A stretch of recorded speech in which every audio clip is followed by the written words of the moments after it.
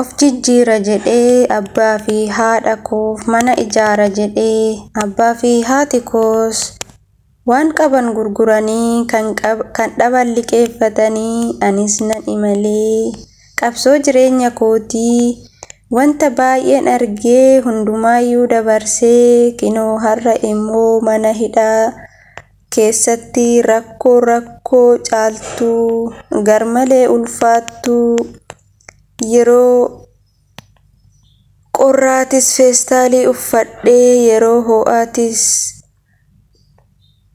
feestaalii uffadhee ho'is na gubaa qorris na waxalaa yeroo ho'as immoo gubaanis na gubaa yeroo beela'is immoo kubuzii gogaa alalfachaa wantas dhugus dhabee deebuun na waxalaa kiyya kun maal laataa furmaan isaa kiyya kun maal laataa furmaan isaa.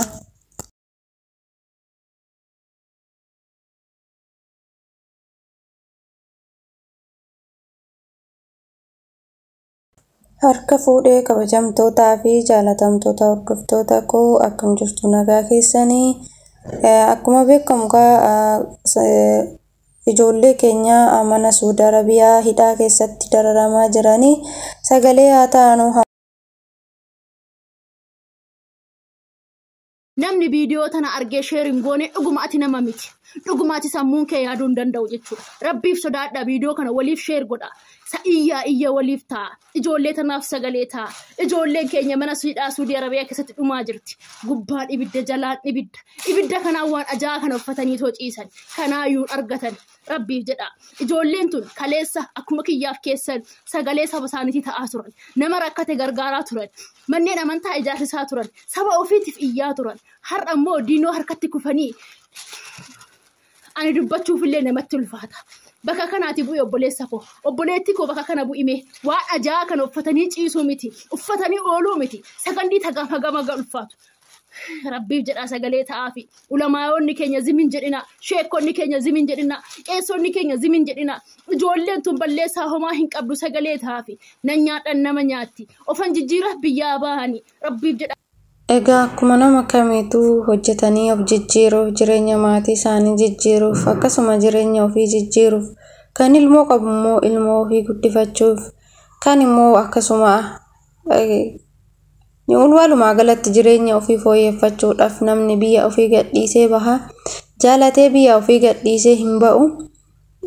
Kanaaf amma dandeenyu sagalee ijoollee Saudi Arabiyaa mana hidhaa keessa jiranii sagalee haa taanuu fi waaqayyo mooyyuu akka mana hidhaa san keessaa isaan baasee biyya isaaniitti nagaadhaan isaan galchu akkuma amantii qabdaniin waaqa kadhadhaa fi akkasuma du'aayii godhaa fi isiniin jechuun jaaladha. Dhugaa hedduu ulfaataadha. Namoonni gurguddaan as keessa jiru dubartoonni kan daa'ima qaban daa'imman as keessatti baay'ee amma ho'an mukayyafni illee nurraa hin cufamu jedhaniiti jiru. Mukayyafni nurraa hin cufamu. Mukayyafnis nurraa hin cufamu kan uffannu feestaalidha. Yoo cufan hin bananii gubannee jechaa jiru. Ijoollee keenya amma danda'ame ni isaan bira dhaabbannee haa gargaarru. Gandaan kutaadhaan akkasuma biheeridhaan wal qooduu dhiisnee wal bira dhaabbannee sagalee taanee fi ijoolleen kuni yeroo gabaabaa keessatti akka galan kadhannaa taasisnaa fi hamma dandeenyuni ijoolleen kunniin akkuma duraan jechuudha yeroo darbee uummataaf sagalee ta'a. Uummata keenya kan biyya keessatti rakkates biyya keessatti gargaara kan immoo achitti hidhaa keessa duraan turanillee sagalee ta'aa fi warreen turanidha warreen as keessa jiran jechuudha. Fakkeenyaaf kan akka Abdii Culullee fa'a ijoollee hedduudha. Ijoolleen Oromootis ta'ee ijoolleen hundumtuu akka biyya keenyatti biyya keenya Itoophiyaatti jechuudha.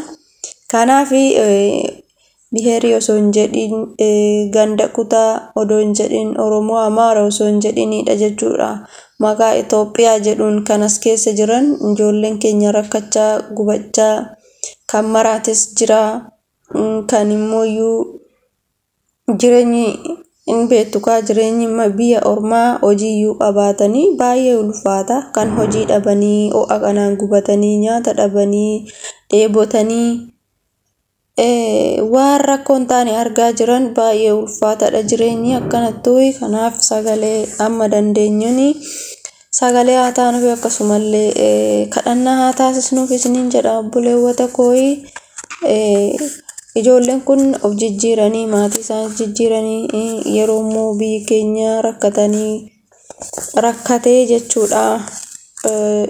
Ijoollee kanniin jechuudha. Ijoollee kanniintu dhaqqabaa fi ture biyya keenyaafis ta'ee biyya keessattis ta'ee dhugaa ijoollee Suudi Arabiyaa tokkoffaadha. Kanaaf Waaqayyo biyya isaaniitti nagaan isaan haa galchu. Nagaadhaan maatii isaaniitti warri maatii isaaniirraa bahee maatii isaatti nagaadhaan akka galu hundaafuu Waaqayyo kadhachuudha isiniin jedha uummata koo. Egaa hundumtuu sagalee ta'aa jiru. Hedduun nama tolu jechuudha. Namoonni miidiyaa gurguddaa qabanillee sagalee ta'aa fi jiru. Nus immoo hamma dandeenyuun miidiyaa keenya tuffachuu dhiisnee sagalee haa taanu. Harka wal qabannee sagalee taanii fi ijoolleen kun mana hidhaatii akka bahanii galanii calootii haa goonuuf isiniin jedha. Egaa baay'ee tokko ulfaataa yeroo ammaa kana nyaata qabanii uffata qabanii feestaalii gurraacha isaayyuu innuyyuu waliin ga'u jedhanii jiru jechuudha. Wantoonni qaamatti uffatan innuyyuu waliin ga'u feestaalii sunuu addaan ciccirannee uffannaa jechaa jiru. Akkasuma namoota gurguddaa kan daa'ima qaban ijoollota dargaggoota shamarran akkasuma dubartoota daa'ima qaban kanneen achi keessa jira. Yaa isaan amma hin mul'anne malee dubartoonnis hin mul'anne malee ijoollee baay'ee as keessa jira. Kanneen akka Caaltuu fa'atu hidhamee jira jechuudha. Isaanis fa'aaf sagalee baay'ee guddaa isaan barbaachisa. Kanaaf ijoolleen immoo sagalee ta'aa jirtan warroonni miidiyaa gurguddaa qabdan kan sagalee ta'aa jirtan ijoollee mana hidhaa Suudi Arabiyaa keessa jirtu lammiiwwan keenya hundaaf jechuudha. Galatoomaa ulfaadha.